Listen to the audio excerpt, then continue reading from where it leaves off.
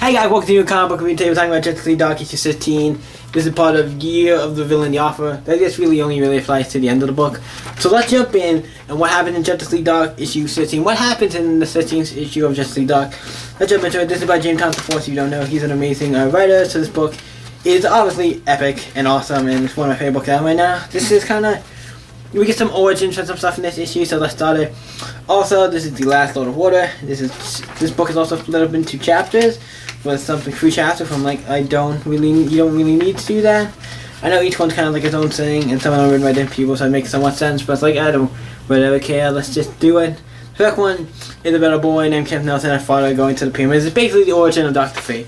If you know that, he goes in there, he finds this like a pharaoh thing, and stuff happens, and his father dies, and then he gets in the power of Dr. Fate, and whole shit, shang kaboo, and we get to just learn his origin, how he became Dr. Fate. I'm like, okay, cool, because the book has not said his origin, and kind of, he's been a somewhat important character.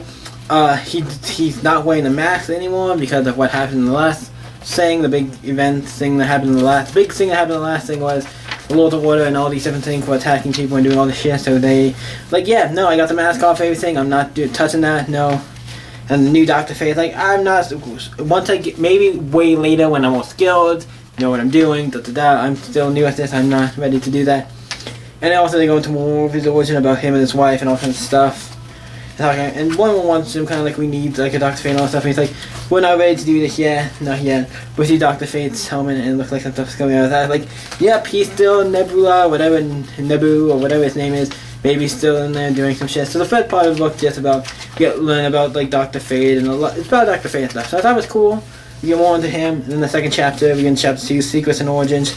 I'm like, the first one's kind of that, but whatever. We had Zatanna talking to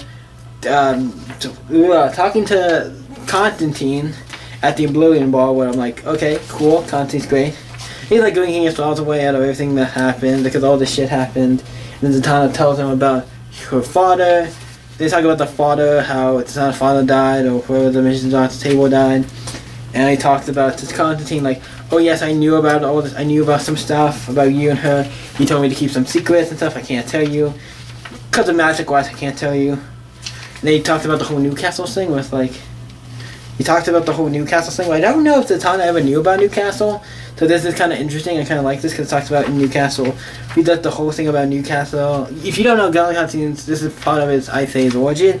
That is 100% his origin, he has a couple of things, but this is like, the big thing with like him and a bunch of friends go to Newcastle, a place they were, and they go back and they find this girl and stuff happens. Damn to go to hell, that's all you need to know. And he feels sorry about it, and well, most of his friends who went to Newcastle with him were like dead, so a bunch of shit went down. So they talk about like, like, okay. And they talk about a bunch of stuff, him and Tom still talk about some stuff, and he's like, at the end he's like, oh, I know if we survive, I never want to see you again, that's all the shit. And it's like, yep, it's the end of chapter 2. I'm like, okay. Fun chapter is only 2 pages, so it's not really much, but just the witching way. We see the little Doombot that's been going around giving an offer to characters. This one's giving an offer to, I think it's Cersei's, or her, but I think it's Cersei's at the end. Like Lucifer's telling her, like, hey, I have this proposal, this thing you want. Alright, Lucifer, I'm listening. And he's like, alright, Lucifer, I'm listening to whatever you have to say. You have this proposal. What do you want me to do, kind of? The second month, the Injustice League Dark. So we're gonna fight like a new Injustice League Dark. I'm excited. The book has been great. So what do I think about Justice League Dark? Honestly, that wasn't as action-packed as some of the other ones. I think it still kept the quality of the book, because the book doesn't need to be like action, punching, fighting, a bunch of action, a bunch of stuff to make it a 10. That's not how a book becomes a 10, in my opinion. You don't need to have a lot of stuff going. This one was like, it was good. It kept, it's Jason. You can tell James Thompson IV doing his awesomeness. And I know did he write, I want to check, I think James Thompson IV wrote all of them. He's the writer on all of them? Yes. James Thompson IV wrote all 3 stories, and then 2 of them, I think it's different because of artists, but yeah. The book is really great. So what are we rating Justice League Dark, issue 13? It's a 10, I think. It's great. Like, the book is one of the books that probably will always get a 10 for me, because I really love James Thompson IV. I love Justice League Dark. So it's a win-win. It's like, okay, it's one of my favorite writers writing one of my favorite books. I think that already gives it a pretty standalone, and also as characters like Constantine's in it, where I'm like, okay, your book also gives a plus for Constantine, because I love Constantine. He's in this a decent bit.